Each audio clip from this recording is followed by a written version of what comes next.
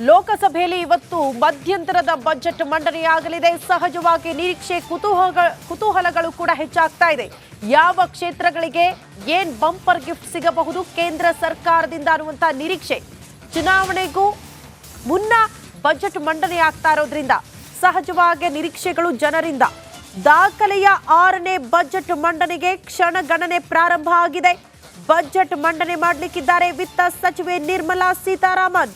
ಬೆಳಗ್ಗೆ 11 ಗಂಟೆಗೆ ಮಧ್ಯಂತರ ಬಜೆಟ್ ಮಂಡನೆಯಾಗುತ್ತೆ. ಕರುನಾಡಿಗೂ ಬಜೆಟ್ನಲ್ಲಿ ಭಾರೀ ಬಂಪರ್ ಸಿಗುವ ನಿರೀಕ್ಷೆಗಳು. ಇದು ಪೂರ್ಣ ಪ್ರಮಾಣದ ಬಜೆಟ್ ಅಲ್ಲ. ಜೂನ್ ತಿಂಗಳಲ್ಲಿ ಪೂರ್ಣ ಪ್ರಮಾಣದ ಬಜೆಟ್. 3 ತಿಂಗಳ ಅವಧಿಗೆ ಲೇಖಾನುದಾನ ಮಂಡನೆ ಆಗುತ್ತೆ. ಇವತ್ತು ಸಂಸತ್ ಉಭಯ ಸದನಗಳಲ್ಲಿ ಬಜೆಟ್ ಬಗ್ಗೆ ಚರ್ಚೆ ಕೂಡ ಆಗುತ್ತೆ. ಕಲಾಪದಲ್ಲಿ ರಾಷ್ಟ್ರದ ಅಭಿವೃದ್ಧಿಯ ಎಲ್ಲ ವಿಷಯಗಳ ಬಗ್ಗೆ ಚರ್ಚೆ ಆಗ್ಲಿಕ್ಕಿದೆ. ಏನೇ ನಿರೀಕ್ಷೆ ಇರಬಹುದು ಬಜೆಟ್ ಮೇಲೆ ಅನ್ನೋದ್ರ ಡೀಟೇಲ್ಸ್ ಅನ್ನ ಕೂಡ ನಿಮ್ಮ ಮುಂದೆ ಇಡ್ತಾ ಇದ್ದೀವಿ. ಸಹಜವಾಗಿ ರಿಪಬ್ಲಿಕನ್ ಜನರನ್ನ ಮಾತನಾಡಿಸಿದಂತ ಸಂದರ್ಭದಲ್ಲಿ ಜನ ಕೂಡ ಮಾತನಾಡಿದ್ರು. ಅವರ ನಿರೀಕ್ಷೆಗಳು ಯಾವ ರೀತಿ ಇದೆ ಅನ್ನೋದನ್ನ ಹೇಳ್ತಾ ಇದ್ರು. ಆದಾಯ ತೆರಿಗೆ ವಿನಾಯಿತಿ ಮಿತಿ ಹೆಚ್ಚಳ ಮಾಡುವ ನಿರೀಕ್ಷೆಯಲ್ಲಿದ್ದಾರೆ ಜನ. ಮತ್ತೊಂದು ನಾವು ಗಮನಿಸಬೇಕು, ಕೇಂದ್ರ ನೌಕರರಿಗೆ ಸರ್ಕಾರದಿಂದ ಏನಾದರೂ ಬಂಪರ್ ಗಿಫ್ಟ್ ಸಿಗಬಹುದಾ ಈ ಬಜೆಟ್ನಲ್ಲಿ ಅನ್ನುವಂತ ನಿರೀಕ್ಷೆ. ವೇತನ ಕುರಿತು ಬೇಡಿಕೆ ಸರ್ಕಾರ ಈಡೇರಿಸಬಹುದು. 8ನೇ ವೇತನ ಆಯೋಗ ಮತ್ತು 18 ತಿಂಗಳ ಡಿಎ ಘೋಷಣೆ ಮಾಡುವ ಸಾಧ್ಯತೆ ಇದೆ.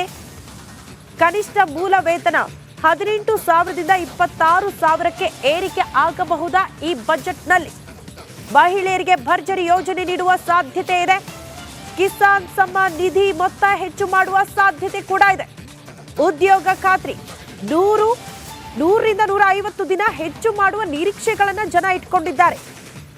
ಉದ್ಯೋಗ ಸೃಷ್ಟಿ ಮಾಡೋದಕ್ಕೆ ಆ ಭದ್ರತೆಗೆ ಹೆಚ್ಚಿನ ಒತ್ತು ನೀಡುವ ನಿರೀಕ್ಷೆಯಲ್ಲಿದ್ದಾರೆ ಜನ. ಗೃಹ ನಿರ್ಮಾಣದ ಬಡ್ಡಿ ವಿನಾಯಿತಿ ಆಗುವ ಸಾಧ್ಯತೆ ಇದೆ. ತಯಾರಿಕಾ ಘಟಕಕ್ಕೆ ಹೆಚ್ಚು ಪ್ರೋತ್ಸಾಹ ಸಿಗುವ ನಿರೀಕ್ಷೆಯಲ್ಲಿದೆ.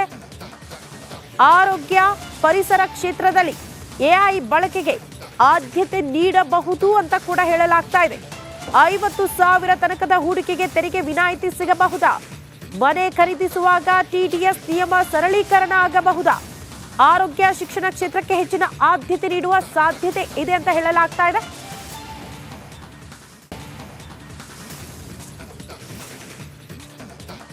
ಅದೇ ರೀತಿ ಕರ್ನಾಟಕ ನಿರೀಕ್ಷೆಗಳು ಏನು, ಕರ್ನಾಟಕದ ಜನ ಏನ್ ನಿರೀಕ್ಷೆ ಮಾಡ್ತಿದ್ದಾರೆ ಅನ್ನೋದ್ರ ಬಗ್ಗೆ ಡೀಟೇಲ್ಸ್ ಅನ್ನ ನಿಮ್ಮ ಮುಂದೆ ಇಡ್ತಾ ಇದ್ದೀವಿ. ನೋಡಿ, ರಾಯಚೂರಿಗೆ ಏಮ್ಸ್ ಮಂಜೂರಾಗುವ ನಿರೀಕ್ಷೆಯಲ್ಲಿದ್ದಾರೆ ಜನ. ಆಗಲೇಬೇಕು ಅಂತ ಜನರ ಪಟ್ಟು. ಆ ನಿರೀಕ್ಷೆ ಈ ಬಾರಿಯ ಬಜೆಟ್ನಲ್ಲಿ ನಿಜ ಆಗಬಹುದು ಅಂತ ಜನ ಎದುರು ನೋಡ್ತಿದ್ದಾರೆ. ಅದೇ ರೀತಿ ರೈಲ್ವೆ ಯೋಜನೆ ಪೂರ್ಣಗೊಳಿಸೋದಕ್ಕೆ ಹೆಚ್ಚಿನ ಹಣ ಮೀಸಲಿಡಬಹುದು ಈ ಬಜೆಟ್ನಲ್ಲಿ ಅಂತ ಹೇಳಲಾಗ್ತಾ ಇದೆ.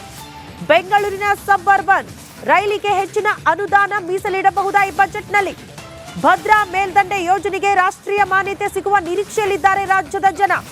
ಮೇಕೆದಾಟು ಎತ್ತಿನಹೊಳೆ ಮಹದಾಯಿ ಯೋಜನೆಗೆ ಹಣ ಮೀಸಲಿಡಬಹುದಾ ಈ ಬಜೆಟ್ನಲ್ಲಿ?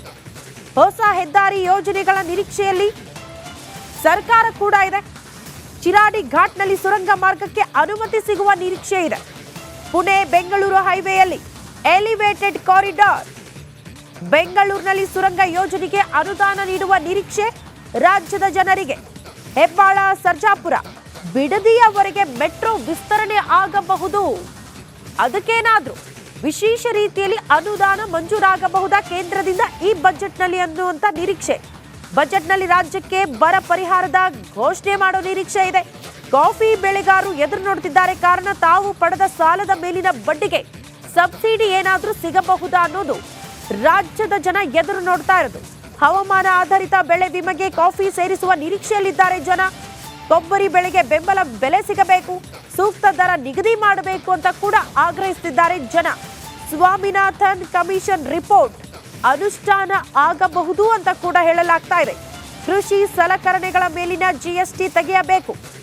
ಕಬ್ಬಿನ ದರ ಪ್ರತಿ ಟನ್ಗೆ 4,000 ಘೋಷಣೆ ಮಾಡುವ ನಿರೀಕ್ಷೆಯಲ್ಲಿ ರೈತ ವಲಯ.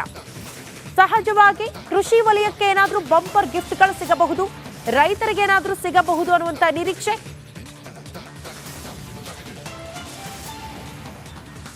ಇದಿಷ್ಟು ಬಜೆಟ್ನ ನಿರೀಕ್ಷೆಗಳು. ಹಾಗಾದರೆ ಇವತ್ತಿನ ಬಜೆಟ್ ಹಲವು ವಿಶೇಷತೆಗಳನ್ನು ಹೊಂದಿದೆ, ಸ್ಪೆಷಲ್ ಇದೆ.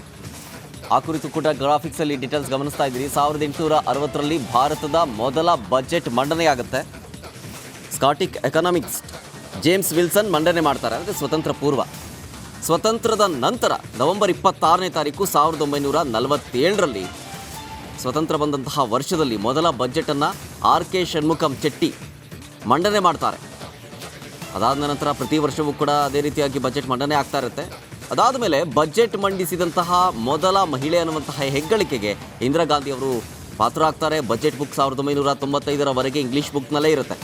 1996ರಿಂದ ಹಿಂದಿಯಲ್ಲೂ ಕೂಡ ಬಜೆಟ್ ಪುಸ್ತಕ ಇರೋದಕ್ಕೆ ಶುರುವಾಯಿತು. 1999ರವರೆಗೆ ಸಂಜೆ 5 ಗಂಟೆಗೆ ಮಂಡಿಸಲಾಗ್ತಾ ಇತ್ತು ಬಜೆಟನ್ನು. ಆದರೆ 1996ರ ನಂತರ ಅವಾಗಿನಿಂದ ಬೆಳಗ್ಗೆ 11 ಗಂಟೆಗೆ ಬಜೆಟನ್ನು ಮಂಡನೆ ಮಾಡ್ತಾ ಇದ್ದಾರೆ. 1999ರಿಂದ ಈಗಿನವರೆಗೂ ಕೂಡ 2016ರವರೆಗೆ ಫೆಬ್ರವರಿ ತಿಂಗಳ ಕೊನೆಯಲ್ಲಿ ಬಜೆಟನ್ನು ಮಂಡನೆ ಮಾಡಲಾಗ್ತಾ ಇತ್ತು 2016ರವರೆಗೆ. ಆದರೆ 2017ರ ನಂತರ ಇಲ್ಲಿವರೆಗೂ ಫೆಬ್ರವರಿ 1ರಿಂದ ಬಜೆಟನ್ನು ಮಂಡನೆ ಮಾಡಲಾಗ್ತಾ ಇದೆ. ಸ್ವಲ್ಪ ಚೇಂಜಸ್ಗಳನ್ನು ಕಾಲ ಕಳೆದಂತೆ ಮಾಡ್ಕೊಳ್ತಾ ಇರೋದು. 2016ರವರೆಗೆ ರೈಲ್ವೆ ಬಜೆಟನ್ನು ಮಂಡಿಸಲಾಗ್ತಾ ಇತ್ತು. ಆದರೆ 2017ರಿಂದ ಸಾಮಾನ್ಯ ಬಜೆಟ್ನಲ್ಲಿ ಮಂಡಿಸಲಾಗ್ತಾ ಇರೋದು ಲೆಸ್ ಬಜೆಟ್. ಜೊತೆಗೆ 2021ರಿಂದ ಮೊದಲ ಬಾರಿಗೆ ಪೇಪರ್ಲೆಸ್ ಬಜೆಟನ್ನು ಮಾಡಲಾಗ್ತಾ ಇದೆ. 2021ರಿಂದ ಅಲ್ಲಿವರೆಗೂ ಪೇಪರಲ್ಲಿ ಇತ್ತು, ಈಗ ಪೇಪರ್ಲೆಸ್ ಬಜೆಟನ್ನು ಮಾಡ್ತಾ ಇರೋದು. ಸೆಂಟ್ರಲ್ ವಿಸ್ತಾದಲ್ಲಿ ಮೊದಲ ಬಜೆಟ್ ಮಂಡನೆಯಾಗುತ್ತೆ. ಸೊ ಹಲವು ವಿಶೇಷತೆಗಳನ್ನು ಈ ಬಾರಿಯ ಬಜೆಟ್ ಹೊಂದಿರೋದು. ಈವರೆಗೆ 77 ಸಂಪೂರ್ಣ ಬಜೆಟ್ ಆಗಿದೆ, 14 ಮಧ್ಯಂತರ ಬಜೆಟ್ ಆಗಿದೆ. ಅಲ್ಲಿಗೆ ಒಟ್ಟು 91 ಕೇಂದ್ರ ಬಜೆಟ್ಗಳು ಸಂಸತ್ನಲ್ಲಿ ಮಂಡನೆಯಾಗಿರೋದು. ಈಗ ಮಂಡನೆ ಆಗ್ತಾ ಇರೋದು 92ನೇ ಬಜೆಟ್. 91 ಬಜೆಟ್ಗಳು ಇಲ್ಲಿವರೆಗೂ ಕೂಡ ಮಂಡನೆಯಾಗಿದೆ ಕೇಂದ್ರದಿಂದ. ಈಗ 92ನೇ ಬಜೆಟ್ ಮಂಡನೆ ಆಗ್ತಾ ಇದೆ.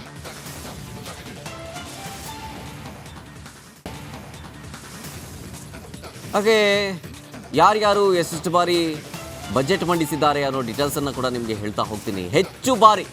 ಅತಿ ಹೆಚ್ಚು ಬಾರಿ ಬಜೆಟ್ ಮಂಡಿಸಿದವರು ಅಂತ ಹೇಳಿದ್ರೆ ಅದು ಮೊರಾರ್ಜಿ ದೇಸಾಯಿ ಅವರು. ಬರೋಬ್ಬರಿ 10 ಬಾರಿ ಬಜೆಟ್ ಮಂಡಿಸಿದ್ದಾರೆ. ಅವರ ನಂತರ ಪಿ ಚಿದಂಬರಂ ಅವರಿದ್ದಾರೆ, 9 ವರ್ಷ, 9 ಬಾರಿ. ಆಮೇಲೆ ಪ್ರಣಬ್ ಮುಖರ್ಜಿ 9 ಬಾರಿ, ಯಶವಂತರಾವ್ ಚೌಹಾಣ್ 7 ಬಾರಿ ಬಜೆಟ್ ಮಂಡಿಸಿದ್ರು, ಸಿ.ಡಿ. ದೇಶ್ಮುಖ್ 7 ಬಾರಿ ಬಜೆಟ್ ಮಂಡಿಸಿದ್ರು, ಯಶವಂತ್ ಸಿನ್ಹಾ 7 ಬಾರಿ, ಟಿ.ಟಿ. ಕೃಷ್ಣಮಾಚಾರಿ 6 ಬಾರಿ ಬಜೆಟ್ ಮಂಡಿಸಿದ್ರು, ಡಾಕ್ಟರ್ ಮನಮೋಹನ್ ಸಿಂಗ್ ಅವರು 6 ಬಾರಿ ಬಜೆಟನ್ನು ಮಂಡಿಸಿರುವಂತಹ ದಾಖಲೆಗಳಿವೆಲ್ಲವೂ. ಅದರಲ್ಲಿ ಅತಿ ಹೆಚ್ಚು ಬಾರಿ ಬಜೆಟ್ ಮಂಡಿಸಿದವರು ಅಂತ ಹೇಳಿದ್ರೆ ಮೊರಾರ್ಜಿ ದೇಸಾಯಿ ಅವರು 10 ಬಾರಿ ಬಜೆಟನ್ನು ಮಂಡಿಸಿ ದಾಖಲೆಗಳನ್ನು ನಿರ್ಮಿಸಿರೋದು.